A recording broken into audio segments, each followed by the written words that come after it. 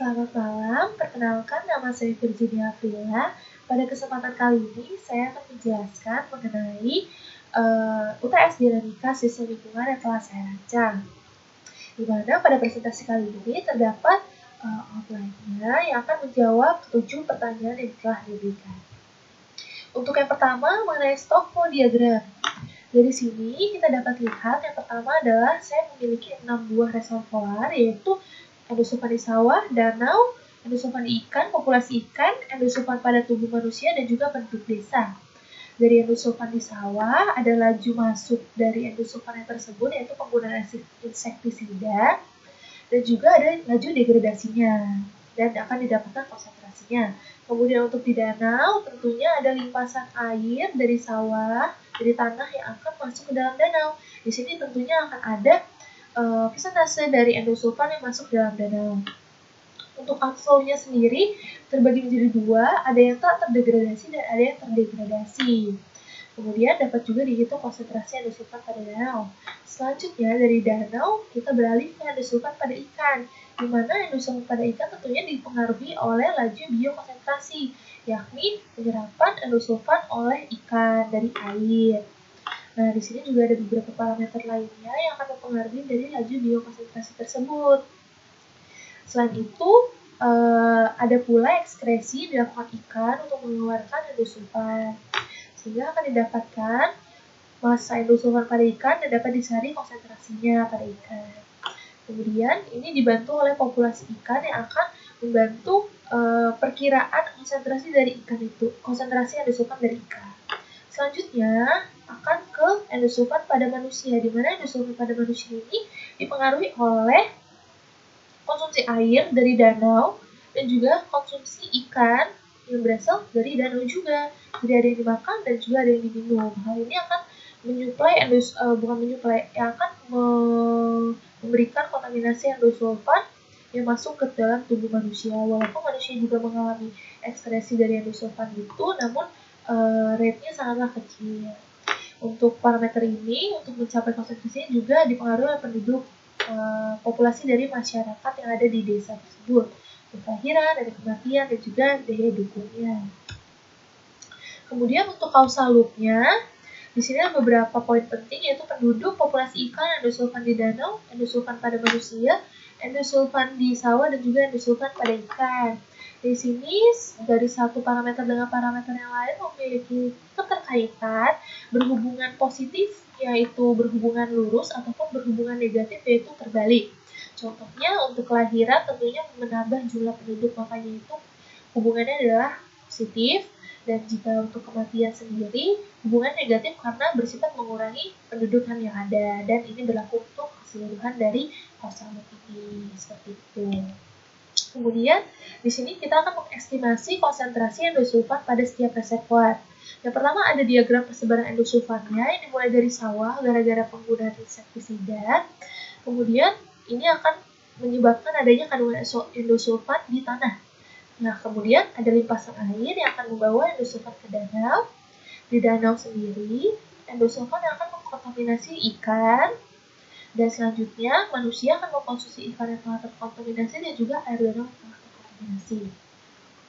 Untuk konsentrasi endosulfan pada sawah, melalui proses perhitungan dan data yang telah diberikan, maka didapatkan massa konsentrasi endosulfan di sawah itu 100 kg untuk tahun pertama, dan konsentrasi endosulfan di sawahnya akan dibagi dengan volume dari sawah tersebut, sehingga massa dari tanahnya, sehingga didapatkan sebagai berikut konsentrasi endosulfan di tanahnya, di tanah pada sawah. Kemudian untuk endosulfan di danau, limpasannya itu sebesar 20% yang masuk ke dalam danau, sehingga dapat dihitung konsentrasi endosulfan pada danau itu melalui setelah proses degradasi tentunya adalah sebesar 200 mg endosulfan per liternya. Jika dibandingkan kondisi existing ini dengan standar baku mutu, ini masih jauh melebihi karena konsentrasinya adalah sebesar 200 mg per liter. Tentunya jauh di atas dengan standar baku mutu yang ditentukan. Ini tentunya sangatlah berbahaya. Untuk endosulfan pada ikan ditentukan sebagai berikut, sehingga didapatkan konsentrasinya Ini dipengaruhi laju biokonsentrasi pada danau tersebut. Kemudian untuk endosulfan pada manusia dipengaruhi oleh endosulfan pada ikan dan juga yang diminum oleh manusia, air dari danau tersebut. Dibagi dengan populasi awal 100 orang, sehingga didapatkan endosulfan pada manusia adalah sebesar 14,6 gram per orang. Untuk plotting konsentrasi endosulfan pada setiap reservoir, yang pertama adalah ini pada sawah selama 50 tahun, hasilnya akan pastinya terus meningkat karena akumulasi. Sama juga pada danau juga meningkat karena akumulasi, namun jika dilihat hasilnya tentu lebih kecil daripada yang di sawah. Karena tidak semua yang endosulfan pada sawah masuk ke dalam danau, hanya 20% dari limpasan yang ada di sawah.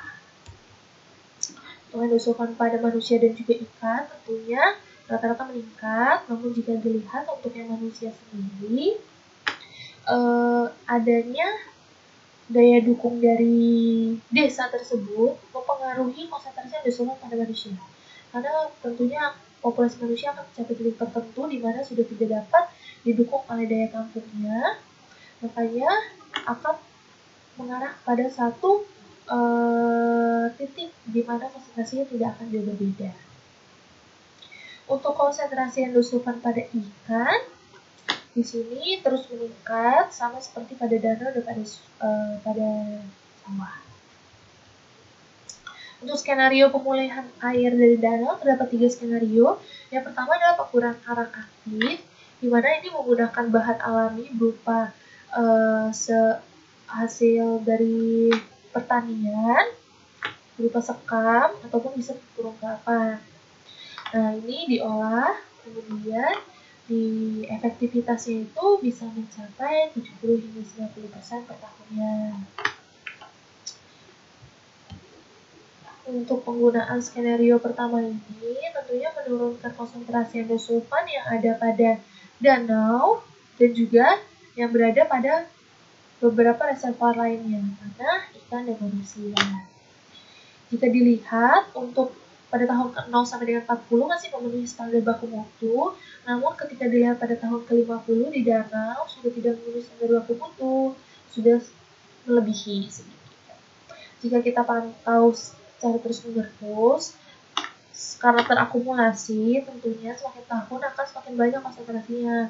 Maka itu untuk skenario yang ini dapat didukung dengan skenario tambahan untuk menekan jumlah konsentrasi endosulfan yang ada pada danau.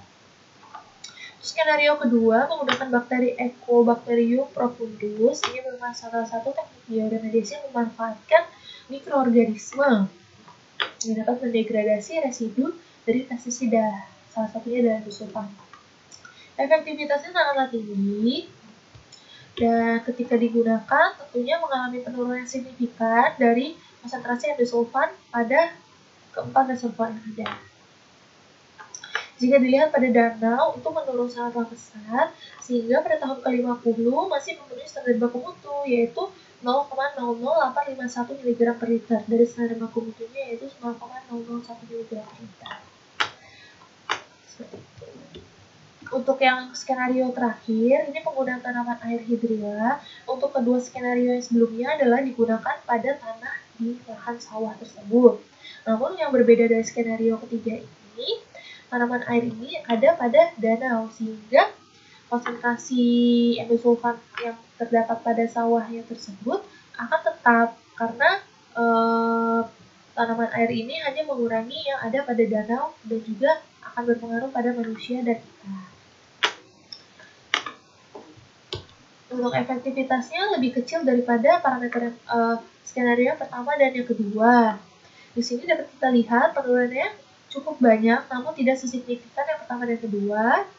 Dapat kita lihat untuk 10 tahun pertama saja, konsentrasi endosulfannya itu masih sebesar 0,486. Ini sangatlah tinggi masih tinggi dibandingin standar baku mutu. Dan jika mencapai tahun ke-50 akan mencapai 1,5 kilo kali 10,10 mg per liter. Ini sangat tinggi. Oleh sebab itu, untuk skenario ini kurang efektif dalam menurunkan konsentrasi endosulfan pada reservoir yang ada, terlebih di sawahnya sendiri tidak mendapatkan penanganan jika kita menggunakan tanaman lain. Untuk stock flow diagram yang baru, sebenarnya tidak jauh berbeda dari kondisi existing, namun untuk skenario pertama, pada reservoir endosulfan di sawah ditambahkan laju penggunaan arang aktif.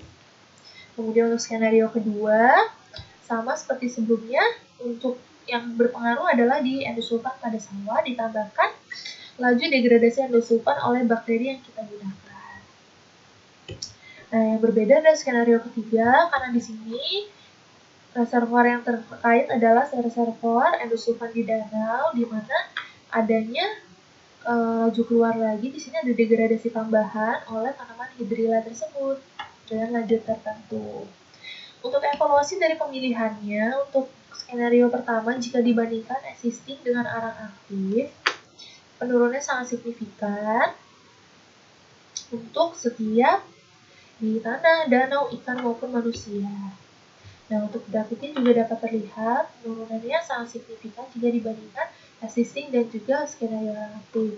Walaupun pada dasarnya konsentrasinya akan tetap terus meningkat, sebenarnya ini pada setiap parameternya terus meningkat, namun karena skalanya 0,2, jadi terlihat yang ikan meningkat pesat, padahal sebenarnya semua meningkat. Nah, efektivitas yang dialami dari skenario yang pertama ini lebih dari 90% untuk menurunkan konsentrasi endosulfan pada setiap parameternya. Selain itu, kelebihannya skenario pertama ini menggunakan arang aktif yang merupakan limbah pertanian. Maka itu bahan bakunya mudah didapatkan dan juga ekonomis. Selain itu, penggunaannya sangatlah sederhana. Walaupun pada tahun ke-50 tidak memenuhi standar baku mutu, namun awalnya memenuhi standar baku mutu.